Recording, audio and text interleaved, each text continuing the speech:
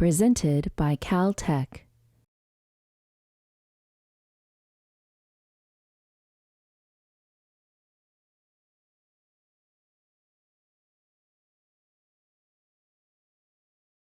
Tim Litle is an engineer and entrepreneur responsible for some of the world's most ubiquitous commercial innovations.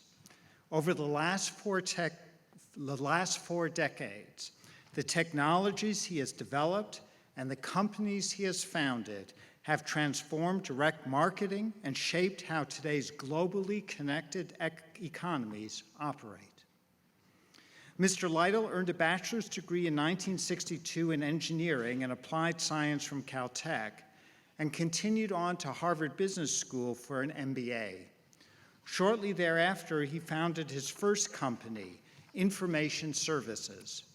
There, he developed a method to use computers to create group-targeted letters based on information about specific populations. Since then, pre-sort carrier service has been a standard practice for nearly all business mass mailings. In the years that followed, Mr. Litle founded companies that introduced numerous innovations to support consumer and merchant financial transactions around the world, propagating Caltech's culture of innovation. These innovations included billing address verification, identification numbers, and installment billing for credit cards. He is responsible for the 3-digit codes on the back of our credit cards, one of his most visible contributions to our everyday life. Undaunted by the challenges of the internet and our quickly changing world, he sees only opportunity to do better, saying, "With the world increasingly moving towards digital currencies, the challenges, particularly in regards to fraud, are much greater, but so are the possibilities. This remains a fascinating and truly exciting field." We honor Mr. Tim Litle for his imaginative contributions to commerce, including the innovations that make global business more efficient and secure.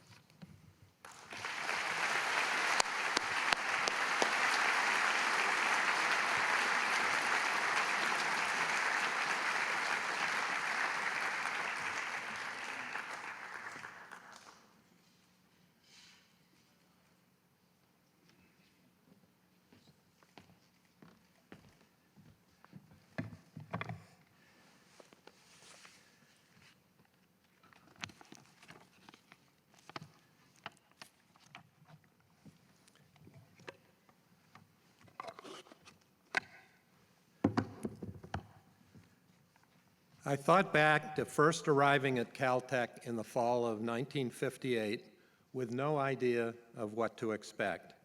Here I was, a Midwesterner who'd never been to California. Most of my understanding of Caltech came from the often referenced May 1955 Time magazine article with Lee Dubridge on the cover. Apparently was true with most of my new classmates, I kept thinking that the admissions office had made some sort of mistake relative to me. But there was no turning back. I, like everyone who's graduated from this place, received a remarkable technical education.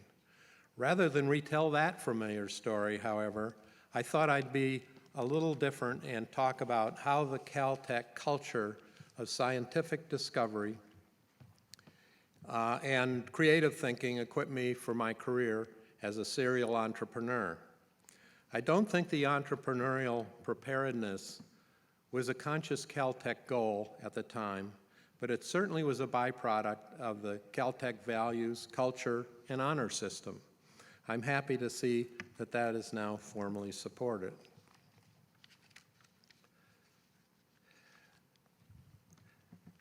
Not all people are temperamentally suited to be entrepreneurs, but looking back, I can identify plenty of situations that were relevant to developing the skills I needed for my entrepreneurial endeavors. But they were not all obvious to me at the time, and probably not obvious to anyone else either. I'll talk about one of these situations, my very first week. And I might say a lot of people will recognize the issues that I'm talking about. I vividly remember almost everything about that week 58 years ago because I was so terrified. My first academic experience was a Feynman physics lecture. I actually understood much of what he said, but was overwhelmed with the quantity of material that I recognized I had to remember. The next day, and of course we didn't appreciate it at the time, but the next day a Linus Pauling chemistry lecture in which he commented about something or other, I don't remember what, saying, "I believe and therefore it is generally accepted."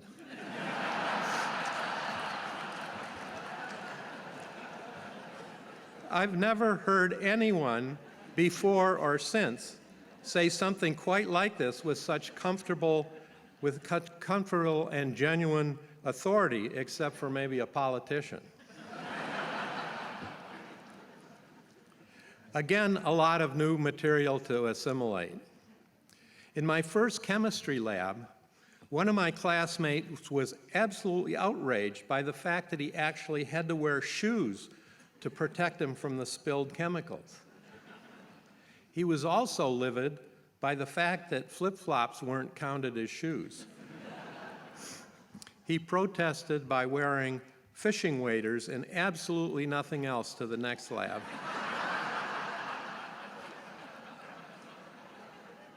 Wow, not behavior I could understand. I couldn't keep up with Tom Apostle's first math lecture because it was all new to me.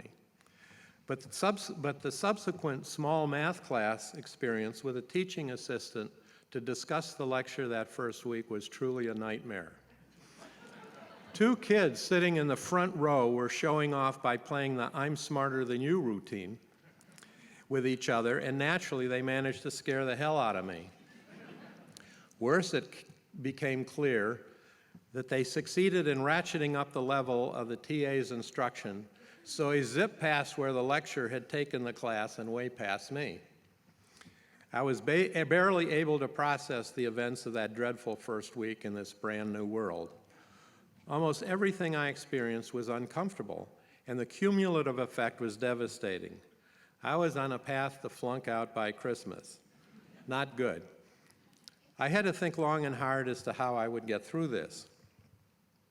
First, I had to regroup and figure out how to deal with the math class. I determined that I should prepare myself with plenty of questions and ask them in the next class. And I remember asking a lot of them. This caused three things to happen immediately. The first and hardest was to endure the predictable public scorn of the two front row hotshots. I soldiered on, pretending not to care.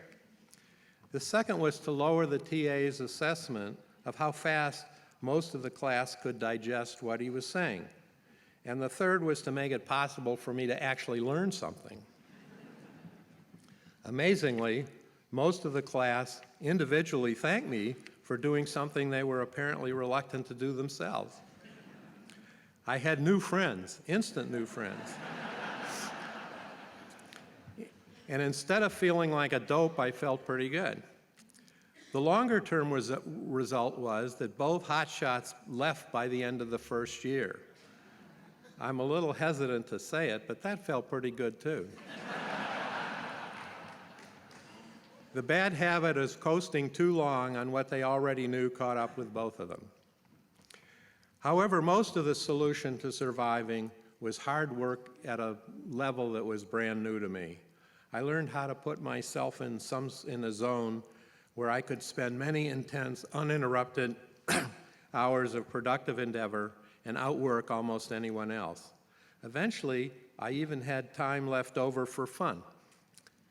This is where I would have added pranks and inter-alley skill games, but in the interest of time, I won't do that.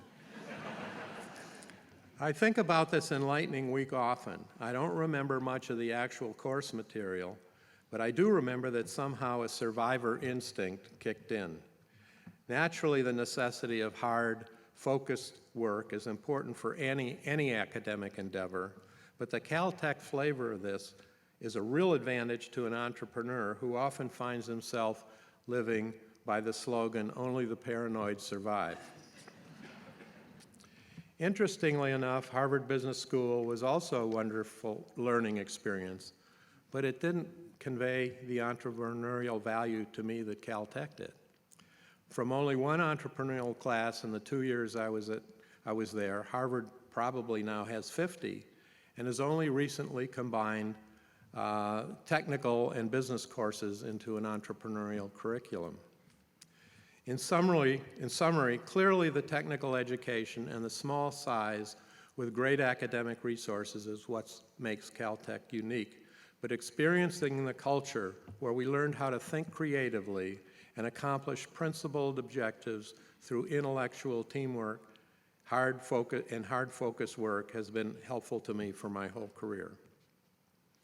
I wish to express appreciation to the good friends Joan and I have made through our association with Caltech, some of whom are here today. Our son Tom is here. He ran Litle Company for the 6 years before we sold it and had a lot to do with its success. And our daughter Ginny is also here.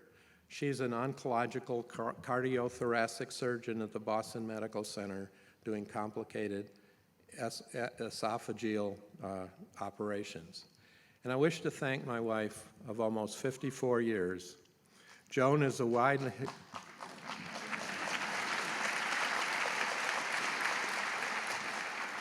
I recognize that applause is for Joan, not for me. Joan is a widely recognized direct marketer and merchandising entrepreneur in her own right, and I thank her for her incredible support during good times and bad, and for being a valuable business partner and for being a wonderful soulmate. Thank you.